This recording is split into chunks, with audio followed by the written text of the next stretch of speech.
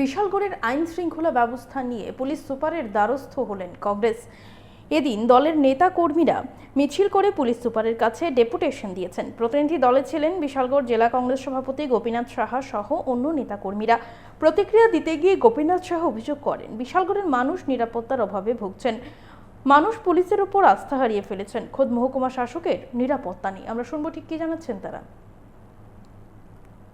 বিশালগড়ে সত্যি আইন শৃঙ্খলার চরম অবনতি চলছে। মানুষ পুলিশের উপর আস্থা হারিয়ে ফেলছে। আজকে মানুষ যাবে কোথায়? আমরা এও দেখতে পেরেছি যে কিছুদিন আগে আমরা খবরের কাগজে বিভিন্ন ইলেকট্রনিক মিডিয়ার মাধ্যমে দেখেছি যে বিশালগড় মহকুমা শাসক যিনি, ওনার চেম্বারেও উনি নিগৃহীত হয়েছেন একজন জনপ্রতিনিধির দ্বারা। তো একজন এসডিএম সাহেব যদি, এসডিএম মহিলা যদি উনি নিরাপত্তা অভাববোধ করেন, তাহলে সাধারণ মানুষ যাবে কোথায়?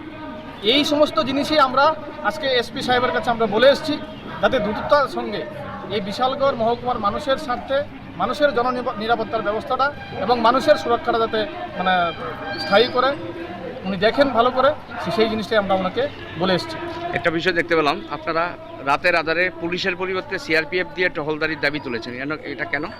এটা দেখুন না, আমার মানুষের বক্তব্য, এটা আমার না, আমাদের না, আমাদের দলের না, এটা এলাকার বিশালগড় এলাকার জনগণের দাবি যে একটা অংশের পুলিশও এই সমস্ত এই অবৈধ ব্যবসার সঙ্গে জড়িয়ে রয়েছেন। তারা বিভিন্ন খবর আদান প্রদান করছে। তো এখানে যদি সিআরপিএফের টহলদারি দেওয়া হয়, তাহলে এলাকার মানুষের দাবি যে হয়তো এই দৌরাত্ম্যটা কিছুটা